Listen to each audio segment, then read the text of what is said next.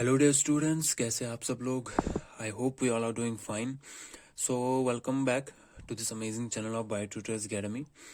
Today we are back again with lecture 16 of this chapter, Cell the Unit of Life. 15 lectures of this chapter we have already done. In the previous lecture we discussed about the very important topic of this chapter, that is cell membrane. We covered all the important NCERT plus extra NCERT points from which the possibility of asking questions is very high. So जितने भी important points थे NCERT based line by line facts and points of NCERT we covered in the previous lecture. So today we are going to discuss about another important structure, another important organelle of this eukaryotic cell, that is cell wall. तो cell wall के बारे में हम discussion करने वाले हैं. Cell wall के जितने भी एनसीईआरटी बेस्ड पॉइंट्स हैं, लाइन बाय लाइन एनसीईआरटी को हम कवर करने वाले हैं. और जितने भी एक्स्ट्रा एनसीईआरटी पॉइंट्स हैं जहां से क्वेश्चन पूछे जा सकते हैं और जहां से क्वेश्चन आपके मॉड्यूल्स में देखने को मिलेंगे या फिर आपके रेफरेंस बुक्स में, आपके टेस्ट में देखने को मिलेंगे, तो वो सारे पॉइंट्स भी हम यहाँ पे कवर करने वाले हैं. ठीक है. सो आपको नोट्स इसी फॉर्मेट में बनाने हैं, बिल्कुल जैसे हम लिख रहे हैं. इससे ये नोट्स जो है बहुत ही परफेक्ट हैं. लाइन बाय लाइन एनसीईआरटी हमने यहाँ पे कवर करा है और जितने भी एक्स्ट्रा पॉइंट्स हैं वो सारे भी ऐड करें. ठीक है. So let's start today's discussion about this important structure of the eukaryotic cells, that is cell wall. ठीक है. सेल वॉल के बारे में हम पढ़ने वाले हैं. सो पहला पॉइंट हम देखेंगे, पहली लाइन हम देखेंगे. It's present in bacteria, fungi and plants. ये प्रेजेंट होता है बैक्टीरिया में भी, जो कि प्रोकैरियोटिक सेल्स होती हैं, और ये फंगाई में भी होता है और ये प्लांट्स में भी होता है. जो लेटर दो होते हैं, फंगाई एंड प्लांट्स, ये यूकैरियोटिक सेल्स होते हैं. ठीक है. यूकैरियोटिक ऑर्गेनिजम्स होते हैं. तो ये दोनों में पाया जाता है. बस डिफरेंस इतना रहता है, इनके स्ट्रक्चर में डिफरेंस रहता है. बैक्टीरियल सेल वॉल डिफरेंट होता है. फंगल सेल वॉल जो है उसका कंपोजिशन, स्ट्रक्चरल कंपोजिशन डिफरेंट रहता है. और प्लांट्स का जो सेल वॉल है उसका भी स्ट्रक्चरल कंपोजिशन बाकियों से डिफरेंट रहता है. ठीक है. It is thick, non living, porous, rigid structure. ये थिक होता है, मोटा स्ट्रक्चर होता है, नॉन लिविंग स्ट्रक्चर होता है. इसमें लाइफ नहीं होता, ये नॉन लिविंग पोर्शन होता है. और ये पोरस होता है, इसमें छोटे छोटे पिट्स या छोटे छोटे पोर्स होते हैं, छोटे छोटे होल्स होते हैं. It is rigid structure. ये एक सख्त स्ट्रक्चर होता है, एक हार्ड स्ट्रक्चर होता है. It's present outside plasma membrane. तो प्लाज्मा मेम्ब्रेन के बारे में हमने पढ़ा. प्लाज्मा मेम्ब्रेन के आउटसाइड ये लाई करता है. ठीक है. तो ये इसके इंपॉर्टेंट पॉइंट्स है. रिजिड होता है, थिक होता है, और ये पोरस होता है. और ये नॉन लिविंग होता है, इसमें लाइफ नहीं होता. ये non living part of this cell होता है, चाहे यूकैरियोटिक सेल्स का हो या प्रोकैरियोटिक सेल्स का, दोनों सेल्स में ये नॉन लिविंग होता है. और ये रिजिड होता है, सख्त स्ट्रक्चर होता है. ठीक है. और इसमें पोर्स होते हैं, इसीलिए ये फ्रीली परमेबल भी होता है. ठीक है. और ये outside the plasma membrane present होता है. सो इसकी कंपोजिशन हम देखेंगे नेक्स्ट. कंपोजिशन पहले हम प्लांट्स में देखेंगे. In plant it consist of cellulose. तो जो पहला मेजर कंपोनेंट होता है in plant cell wall, in cell wall of plant cells, इसमें जो सबसे मेजर कंपोनेंट होता है या मेजर कॉन्स्टिट्यूएंट होता है वो होता है सेल्यूलोज. ठीक है. मेजरली ये सेल्यूलोज का बना रहता है. सेल्यूलोज क्या होता है? It's a long unbranched polymeric chain of about 6000 glucose units. ये एक पॉलीमरिक स्ट्रक्चर होता है, पॉलीमरिक पॉलीसेकेराइड होता है सेल्यूलोज.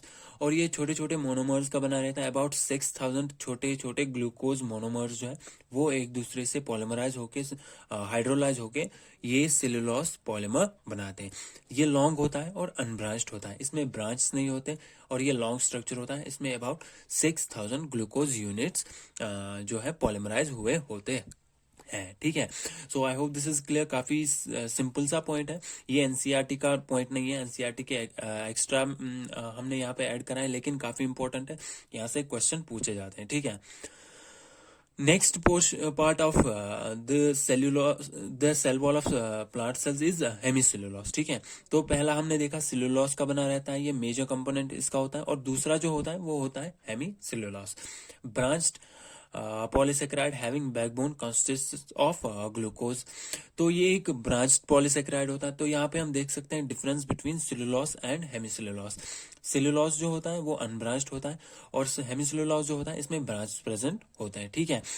और इसका जो बैकबोन होता है, जो मेजर चेन होता है इस हेमिसेलुलोज का, वो बना रहता है ग्लूकोज यूनिट्स का। ठीक है, ये भी एक पॉलीसेकेराइड होता है, एक पॉलीमर होता है, और इसका जो मेजर पोर्शन होता है, एक मेजर चेन होता है, वो बना रहता है ग्लूकोज यूनिट्स।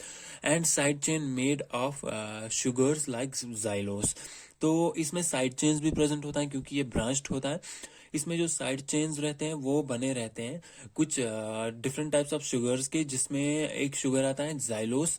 जाइलोस एक शुगर, इसका मोनोमर यूनिट होता है जो इसके ब्रांच में ऐड करता है, जो इसके ब्रांच का पॉलीमर जो है बनाता है। ठीक है, तो जाइलोस भी एक शुगर होता है जो इसके ब्रांच बनाता है, और जो मेन या मेजर चेन होता है, जो बैकबोन होता है इस हेमिसेलुलोज का, वो बना रहता है ग्लूकोज का। ठीक है, so I hope this is clear. काफी सिंपल से पॉइंट्स है। It forms major part of amorphous gel like matrix. तो ये एक मेजर पार्ट ऑफ जो कि सेल वॉल का मैट्रिक्स होता है, जेल लाइक मैट्रिक्स होता है, उसका मेजर पार्ट बनाता है हेमिसेलुलोज। तो वो इसका मैट्रिक्स जो होता है सेल वॉल का, वो एमॉर्फस होता है, मतलब उसका कोई पर्टिकुलर आकार नहीं होता, कोई पर्टिकुलर शेप नहीं होता, वो रैंडम और इरेगुलर शेप होता है। ठीक है, तो उसी का जो मेजर, उसके मैट्रिक्स का, सेल वॉल के मैट्रिक्स का जो मेजर पोर्शन है, वो बनाता है हेमिसेलुलोज। ठीक है, एंड पैक्टिन्स, और इसमें पैक्टिन्स होते हैं। पैक्टिन्स जो है वो भी एक तरह के पॉलीसेकेराइड्स होते हैं, ब्रांच्ड हो सकते हैं या अनब्रांच्ड हो सकते हैं। Polysaccharides rich in galacturonic acid. तो इनमें एक इम्पॉर्टेंट एसिड प्रेजेंट होता है जिसको हम बोलते हैं गैलेक्टोयूरानिक एसिड। ये कि गैलेक्टोज यूनिट्स का बना रहता है, इसमें एसिडिक पोर्शन होता है, इसीलिए इसको गैलेक्टोयूरानिक एसिड बोलते हैं। ये प्रेजेंट होता है पैक्टिन्स में। पैक्टिन्स होते हैं ब्रांच्ड या अनब्रांच्ड पॉलीसेकेराइड्स, और ये भी प्रेजेंट होते हैं in cell wall of plants. ठीक है, it also contributes to matrix and holds water. तो इसका पैक्टिन्स जो होते हैं ये भी मैट्रिक्स में एक मेजर रोल प्ले करते हैं। ये इनका भी कंट्रीब्यूशन रहता है मैट्रिक्स ऑफ सेल वॉल में, और ये वाटर होल्डिंग कैपेसिटी इनमें होती है। ये वाटर को पकड़ के रखते हैं, वाटर को रिटेन करते हैं, वाटर को होल्ड करते हैं। ठीक है, एंड प्रोटीन्स, और इस सेल वॉल में होते हैं प्रोटीन्स प्रेजेंट। प्रोटीन्स होते हैं प्लांट सेल वॉल में प्रेजेंट। ठीक है, तो प्लांट सेल वॉल की कंपोजिशन हमने देखी। इसमें जो मेजर कंपोनेंट होता है वो होता है सेलुलोज। ये लॉन्ग अनब्रांच पॉलीमेरिक चेन होता है जो कि ग्लूकोज यूनिट्स का बना रहता है। दूसरा कंपोनेंट रहता है हेमिसेलुलोज। ये भी एक ब्रांच्ड पॉलीसेकेराइड होता है। इसका बैकबोन जो मेजर चेन होता है वो ग्लूकोज का बना रहता है, और साइड चेन जो है वो जाइलोस शुगर के बने रहते हैं। और ये इसके मैट्रिक्स में कंट्रीब्यूट करता है, सेल वॉल के मैट्रिक्स में कंट्रीब्यूट करता है। और इसका जो थर्ड कंपोनेंट होता है वो होते हैं पैक्टिन्स। ये ब्रांच्ड हो सकते हैं या अनब्रांच्ड हो सकते हैं। ये भी पॉलीसेकेराइड्स होते हैं। इनके अंदर प्रेजेंट होता है एक एसिड जिसको हम बोलते हैं गैलेक्टोयूरानिक एसिड, और इसका कंट्रीब्यूशन भी होता है मैट्रिक्स में, और ये वाटर होल्डिंग कैपेसिटी भी रखता है। ठीक है, और इसमें प्रोटीन्स भी प्रेजेंट होते हैं। तो ये एक major composition of cell wall in plants होता है। ये एनसीईआरटी में नहीं दिया हुआ है, लेकिन यहाँ से क्वेश्चंस पूछे जाते हैं और पूछे जा चुके हैं ऑलरेडी, तो इसलिए हमने यहाँ पे ये भी ऐड करा है। इनका डिटेल्ड कंपोजिशन हमने यहाँ पे दे रखा है। ठीक है, इन एल्गे, अब हम एल्गे में देखेंगे कि सेल वॉल का कंपोजिशन क्या होता है, सेल वॉल के कौन कौन से कंपोनेंट्स होते हैं। ठीक है, it is made up of cellulose.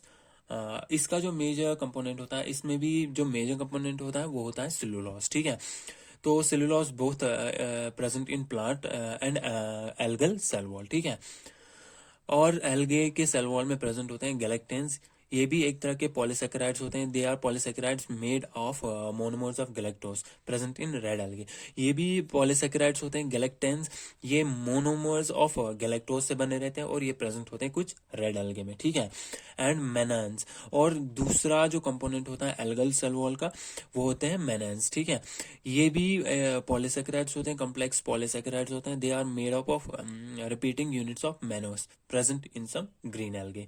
तो इसके रिपीटिंग यूनिट्स जो होते हैं, इसके बेसिक मोनोमेरिक यूनिट्स जो होते हैं वो होते हैं मेनोस। ठीक है, मेनान्स के मोनोमेरिक यूनिट्स जो होते हैं वो होते हैं मेनोस के, और ये प्रेजेंट होता है कुछ ग्रीन एल्गे में। ठीक है, and minerals like calcium carbonate. और एल्गल सेल वॉल में कुछ मिनरल्स भी होते हैं जैसे कि कैल्शियम कार्बोनेट। तो ये यहाँ पे हमने एल्गल सेल वॉल का कंपोजिशन भी देखा। इसमें प्रेजेंट होता है सेलुलोज, इसमें गैलेक्टेंस होते हैं जो कि पॉलीसेकेराइड्स होते हैं जिसका रिपीटिंग यूनिट होता है गैलेक्टोज। ये कुछ रेड एल्गे में प्रेजेंट होता है। और दूसरे होते हैं मेनान्स, ये भी पॉलीसेकेराइड्स होते हैं, इसका रिपीटिंग यूनिट होता है मेनोस। और ये प्रेजेंट होता है कुछ ग्रीन एल्गे में। और इसमें मिनरल्स भी होते हैं, एल्गल सेल वॉल में मिनरल्स होते हैं जैसे कि कैल्शियम कार्बोनेट। ठीक है, cell wall consist of two regions, primary wall and secondary wall. तो प्लांट सेल वॉल के बारे में यहाँ बात हो रही है। प्लांट सेल वॉल में जो प्लांट सेल्स में जो सेल वॉल होता है उसके दो रीजन्स होते हैं, दो पोर्शंस होते हैं। एक होता है प्राइमरी सेल वॉल और दूसरा होता है सेकेंडरी सेल वॉल। तो सिंपली यहाँ पे एनसीईआरटी में हमें दे रखा है प्राइमरी और सेकेंडरी सेल वॉल का डेफिनेशन, लेकिन यहाँ पे हमने कुछ और पॉइंट्स, एक्स्ट्रा पॉइंट्स ऐड करे हैं ताकि आपको ये पॉइंट्स या आपको ये टॉपिक्स अच्छे से समझ आ जाए। ठीक है, प्राइमरी और सेल वॉल के बीच, प्राइमरी और सेकेंडरी सेल वॉल के बीच में हम डिस्टिंक्शन देखेंगे, डिफरेंस देखेंगे, कौन सी चीज को इनको डिफरेंट बनाती है एक दूसरे से। तो प्राइमरी सेल वॉल का पहला पॉइंट हम देखेंगे, it's formed by young growing plant cells. तो जो छोटे ग्रोइंग प्लांट सेल्स होते हैं वो बनाते हैं प्राइमरी सेल वॉल। ठीक है, तो ये एक मेजर डिफरेंस है between primary and secondary cell wall. जो कि प्राइमरी सेल वॉल है वो बनाते हैं ग्रोइंग प्लांट सेल्स, जो छोटे यंग ग्रोइंग प्लांट सेल्स होते हैं वो बनाते हैं, वो फॉर्म करते हैं प्राइमरी सेल वॉल। इसके अपोजिट का पॉइंट हम सेकेंडरी वॉल में देखेंगे, it is formed by mature cells. तो सेकेंडरी वॉल जो है in comparison to primary cells जो कि ग्रोइंग प्लांट सेल्स बनाते हैं, सेकेंडरी वॉल जो है वो बनता है मैच्योर सेल्स से। मैच्योर सेल्स जो है वो इसको फॉर्म करते हैं, वो इसकी जो है स्ट्रक्चर जो है इसका बनाते हैं मैच्योर सेल्स। ठीक है, तो एक इंपॉर्टेंट पॉइंट ऑफ डिफरेंस है between primary and secondary wall. Second point हम देखेंगे प्राइमरी वॉल में, it lies internal to middle lamella. तो सेकंड प्राइमरी वॉल जो है वो होता है मिडल लेमेला के इनसाइड की तरफ लाई करता है। ठीक है, तो जस्ट मिडल लेमेला के इनसाइड जब वो किसी न्यू सेल को टच करता है तो पहला जो लेयर जो आता है वो होता है प्राइमरी वॉल। इसके अपोजिट का पॉइंट हम देखेंगे सेकेंडरी सेल वॉल में, it lies internal to primary wall. तो सेकेंडरी वॉल जो होता है हम ऐसे कॉमन लॉजिक यूज करके सोच सकते हैं कि प्राइमरी वॉल अगर इंटरनल होगा तो सेकेंडरी वॉल जो है वो आउटसाइड होना चाहिए, लेकिन ऐसा नहीं होता। इसका अपोजिट होता है, जो कि सेकेंडरी वॉल होता है वो प्राइमरी वॉल के इनर साइड लाई करता है, वो प्राइमरी वॉल के इनसाइड फॉर्म होता है। ठीक है, और लेटर फॉर्म होता है, पहले जो है प्राइमरी सेल वॉल जो है ले डाउन होता है, उसके बाद ही secondary cell wall lay down होता है। ठीक है, so I hope this is also clear. तो थर्ड पॉइंट हम देखेंगे प्राइमरी सेल वॉल में, it is elastic and capable of growth and expansion. ये इलास्टिक होता है, प्राइमरी वॉल जो है ये इलास्टिक होता है, इसका इलास्टिक नेचर होता है, ये स्ट्रेच करने पे अपनी शेप जो है रिगेन करता है और अपनी शेप जो है अपनी शेप को वापस हासिल करता है। ठीक है, and capable of growth and expansion, और इसमें ग्रोथ हो सकता है और ये एक्सपैंड हो सकता है, स्ट्रेच हो सकता है। ठीक है, तो ये भी एक इंपॉर्टेंट पॉइंट है प्राइमरी सेल वॉल का। इसके अपोजिट का पॉइंट हम देखेंगे सेकेंडरी सेल वॉल का, it is rigid and incapable of expansion. तो ये सख्त होता है, सेकेंडरी सेल वॉल जो होता है ये सख्त होता है, ये एक रिजिड स्ट्रक्चर होता है और ये इनकैपेबल ऑफ एक्सपेंशन होता है, ये एक्सपैंड नहीं करता क्योंकि इसमें इलास्टिसिटी एब्सेंट होती है, ये इलास्टिक नहीं होता जैसे कि हमारा प्राइमरी सेल वॉल इलास्टिक होता है और इसीलिए वो एक्सपेंशन की प्रॉपर्टी रखता है। ठीक है, इसके अपोजिट जो है सेकेंडरी सेल वॉल, ये रिजिड स्ट्रक्चर होता है, एक हार्ड स्ट्रक्चर होता है, एक सख्त स्ट्रक्चर होता है और इसमें एक्सपेंशन की कैपेबिलिटी एब्सेंट होती है। ठीक है, नेक्स्ट पॉइंट हम देखेंगे प्राइमरी सेल वॉल में, it consist of single layer of wall material.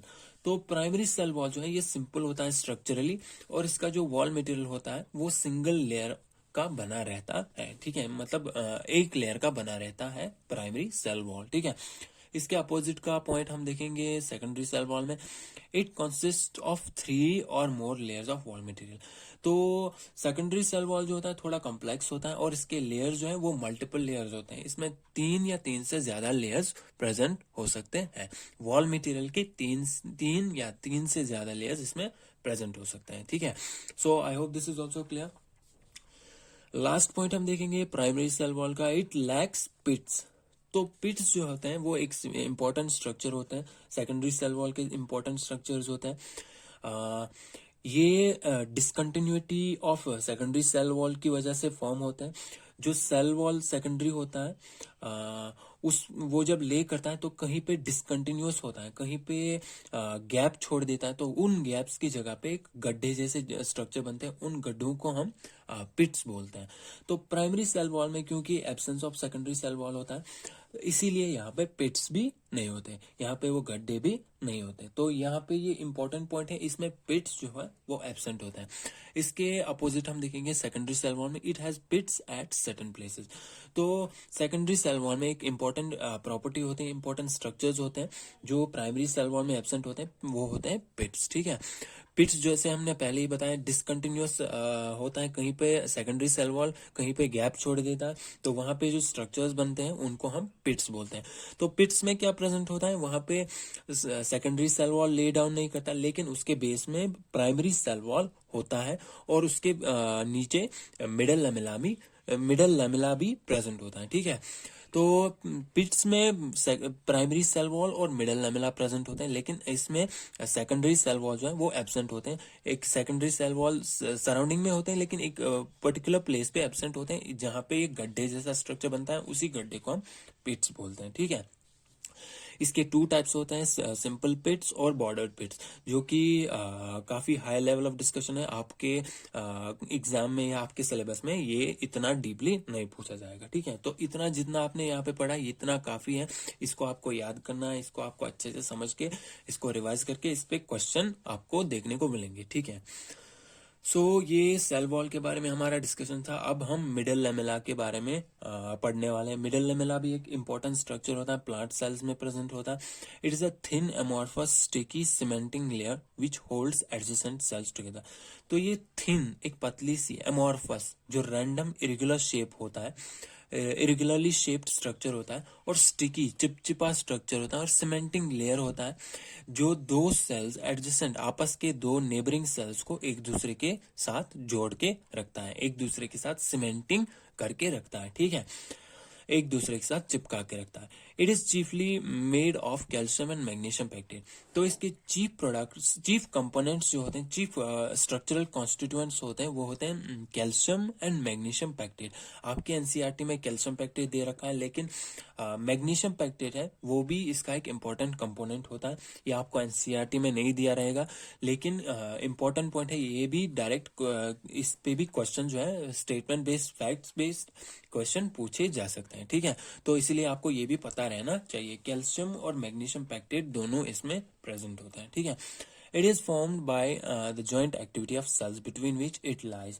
तो ये कैसे बनता है, ये दोनों सेल्स की एक्टिविटी से, जिन दो सेल्स के बीच ये लाई करता है, जिन दो सेल्स को ये आपस में जोड़ के रखता है, उन दोनों सेल्स की एक्टिविटी के से ये बनता है। वो दोनों सेल्स इसमें कंट्रीब्यूट करते हैं, तब जाके ये मिडल लैमेला फॉर्म होता है। ठीक है, at the time of cytokinesis as a layer of pectin. तो ये साइटोकाइनेसिस जब सेल्स में होता है उस टाइम पे ये फॉर्म होता है, ये बनता है, और ये पहले as a simple layer of pectin होता है, और उसी से जो है फिर ये कॉम्प्लेक्स स्ट्रक्चर और मिडल लैमेला का स्ट्रक्चर बनाता है। ठीक है, in ripening fruits the pectate compounds of middle lamella solubilize to a jelly like material making fruit soft। तो जो राइपनिंग, जो पके हुए फल होते हैं, पके हुए फ्रूट्स होते हैं, राइप फ्रूट्स होते हैं, उनमें क्या होता है, उनमें वो सॉफ्ट अंदर का टिश्यू होता है, उनका अंदर का जो बल्क पोर्शन होता है वो सॉफ्ट होता है। वो सॉफ्ट क्यों होता है, उसके जो पेक्टिन कंपाउंड्स होते हैं, उसके जो पेक्टेट कंपाउंड्स होते हैं, वो सोलेबलाइज हो जाते हैं, वो घुल जाते हैं किसी सॉल्वेंट में, जैसे पानी में, और वो जेली लाइक स्ट्रक्चर बनाते हैं और सॉफ्ट स्ट्रक्चर बनाते हैं।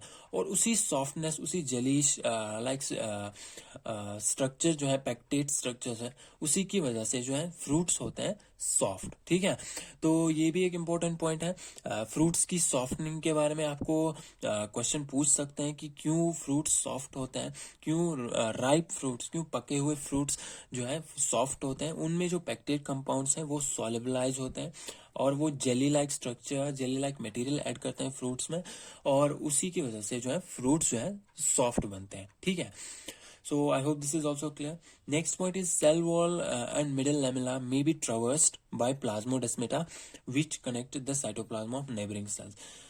सेल वॉल जो है और मिडिल लेमिला इनको क्रॉस करता है एक स्पेशल स्ट्रक्चर जो दो सेल्स को आपस में जोड़ के रखता है, जो दो सेल्स के साइटोप्लाज्म को आपस में कनेक्ट करता है. उस स्ट्रक्चर को हम बोलते हैं प्लाज्मोडेस्मा, या अगर कई सारे ये स्ट्रक्चर्स प्रेजेंट हैं तो उनको प्लूरली हम बोलते हैं प्लाज्मोडेस्मेटा. तो ये एक स्पेशल स्ट्रक्चर होता है जो दो सेल्स के साइटोप्लाज्म को कनेक्ट करता है. इसमें दो सेल्स का साइटोप्लाज्म कंटिन्यूअस रहता है, इसमें दो सेल्स का प्लाज्मा मेम्ब्रेन भी कंटिन्यूअस रहता है, और इसमें जो दो सेल्स के एंडोप्लाज्मिक रेटिकुलम है वो भी एक दूसरे के साथ कंटिन्यूअस होते हैं. तो ये ट्रावर्स, ये क्रॉस करता है मिडल लेमिला को और सेल वॉल को. दो नेबरिंग सेल्स के सेल वॉल्स और मिडल लेमिला को ये क्रॉस करके दोनों सेल्स को एक दूसरे के साथ कनेक्ट करता है. सो काफ़ी सिंपल सा इसका डेफिनेशन है. सिंपलेस्ट पॉसिबल वे में हमने आपको समझाने की कोशिश की है. आई होप आपको ये अच्छे से समझ आ गया होगा. आपने अच्छे से समझ के आपको इसको रिवाइज करके आपको इसके ऊपर जो है क्वेश्चन देखने हैं. आपको हम क्वेश्चन भी प्रोवाइड कराएंगे हमारे टेलीग्राम चैनल पे. आप ज्वाइन करके वहाँ पे आप इसके ऊपर जो है क्वेश्चंस देख सकते हैं. So this is all for today. Next lecture में हम और कुछ इंपॉर्टेंट टॉपिक्स देखने वाले हैं, और कुछ NCERT plus extra NCERT topics जो है इंपॉर्टेंट है from as per NEET point of view, वो सारे देखने वाले हैं. सो नेक्स्ट लेक्चर में मिलते हैं. Till then keep studying. Have a great day.